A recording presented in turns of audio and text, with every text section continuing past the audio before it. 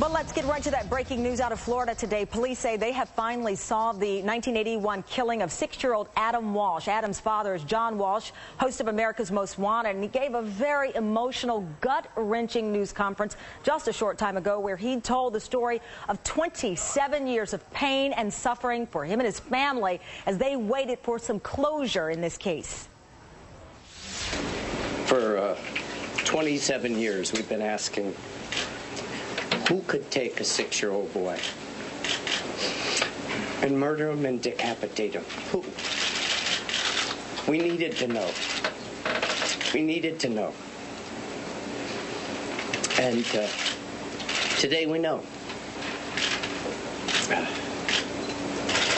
The not knowing has been a torture, but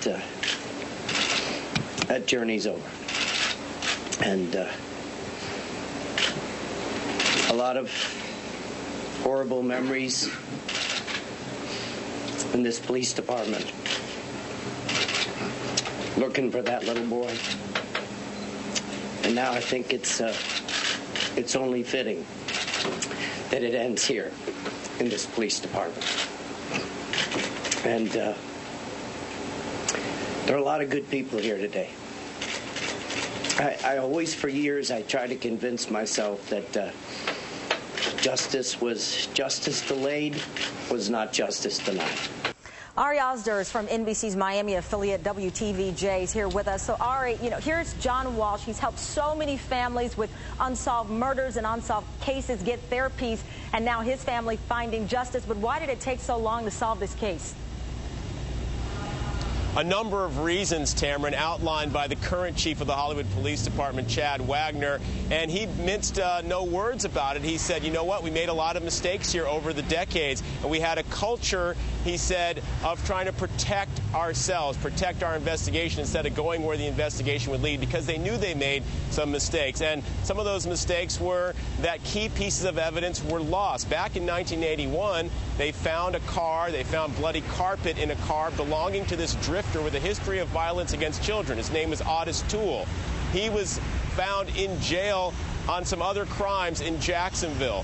They connected this car to Ottis Toole, and they thought, this is probably our man here. But they lost that evidence. With today's technology, that would have been conclusive, perhaps, evidence with DNA technology to see if the blood on that carpet was that of Adam Walsh's. That's one of the major mistakes they made. He also said they spent too much time going off on tangents on other potential suspects instead of concentrating on Ottis Toole, who, as a totality of evidence now reveals, and they released all the evidence on CDs today of the entire case, the chief says if you look at the entire case, one person stands out clearly as the man who did this, and that is Ottis Toole. Toole died in 1996 in jail up in Jacksonville. They never got a deathbed confession from him, but he did confess several times to police about killing Adam Walsh, only to later recant those confessions. So there was always confusion about Toole.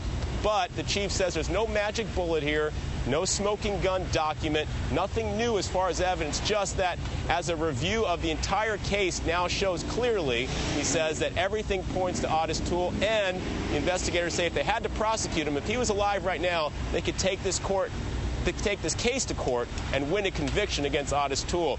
And it's also significant to note that from the very beginning, at least for the last 15 years or so, John Walsh and Reve Walsh, his wife, have always thought that Ottis Toole was indeed the killer here based on all the evidence that they were able to see in the case without even having the access to the entire case file that we now have. All right, Ari, thank you very much for the update. Thank you.